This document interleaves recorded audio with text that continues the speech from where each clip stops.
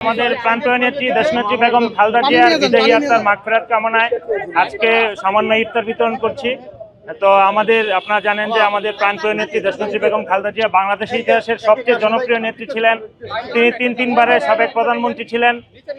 তিনি অল্প কিছুদিন আগে আল্লাহর ডাকে তিনি সাড়া দিয়েছেন। তো আমরা আমাদের প্রাণপ্রিয় নেত্রী দেশনেত্রী বেগম খালেদা জিয়ার আত্মার মাগফিরাত কামনা করছি। আল্লাহ যেন ওনাকে বেহেশত নসিব করেন, আল্লাহ যেন ওনাকে জান্নাতবাসী করেন। তিনি বাংলাদেশের ইতিহাসের সবচেয়ে জনপ্রিয় নেত্রী ছিলেন। তিনি বাংলাদেশের নারী শিক্ষার ক্ষেত্রে অগ্রদূত ছিলেন, বাংলাদেশের উন্নয়নের অগ্রদূত ছিলেন। আমরা আমাদের প্রাণপ্রিয় নেত্রী দেশনেত্রী বেগম খালেদা জিয়াকে অনেক অনেক বেশি মিস করি এবং আমরা ওনার জন্য দোয়া করি যেন আল্লাহ ওনাকে বেহেশত নসিব করেন। শুধু এইটুকুই বলবো।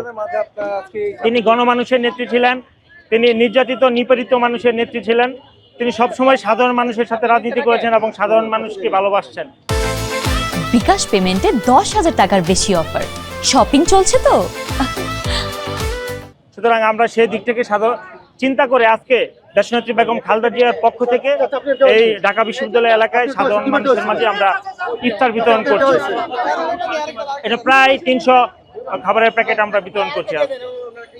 যেহেতু আমরা ছাত্র সংগঠন, আমাদের পক্ষে আসলে এর চেয়ে বেশি করা সম্ভব না। যতটুকু সম্ভব আমাদের সামর্থ্য করলে আমরা ততটুকুই আমাদের প্রাণপ্রিয় নেত্রী দেশনেত্রী বেগম খালেদা জিয়ার পক্ষ থেকে আমরা বিতরণ করছি। আল্লাহ যেন ওনাকে বেহেশত নসিব করেন। জি, ইনশাল্লাহ এই দ্বারা আরো অব্যাহত থাকবে। জনাব তারেক রহমান দেখেন, সরকার গঠন করার পরে 1/3 আসন নিয়ে তিনি জনসমর্থন নিয়ে তিনি সরকার গঠন করেছেন এবং সরকার গঠন করার পরে দেখেন যে বাংলাদেশে বিপ্লব সাধিত হয়েছে। জনাব তারেক রহমান যে ধরনের এক্সাম্পল সৃষ্টি করছেন, তিনি দেখা যায় যে আপনার যে ধরনের ট্রাফিক জ্যামে তিনি সিগন্যালে তিনি সাধারণ মানুষের সাথে তিনি কিন্তু রাস্তা পারাপার হচ্ছেন। তারপরে এই ব্যাপারগুলি কিন্তু বাংলাদেশের মানুষ আগে কখনো দেখে নাই।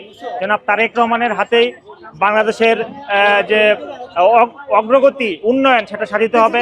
এবং দেখেন যে তারেক রহমান যে প্রতিশ্রুতি দিয়েছেন ফ্যামিলি কার্ড, সেটা কিন্তু তিনি বলেছেন যে আগামী 10 মার্চের মধ্যে তিনি ফ্যামিলি কার্ড মানুষের গোরদোরায় পৌঁছে দেবেন। সুতরাং এটা কিন্তু একটি যুগান্তকারী উন্নয়ন এবং বাংলাদেশের জনগণ কিন্তু গণতন্ত্রের যে সুফল সেটা কিন্তু পেতে শুরু করেছে এবং জনাব তারেক রহমানের হাতে বাংলাদেশের জনগণ নিরাপদ।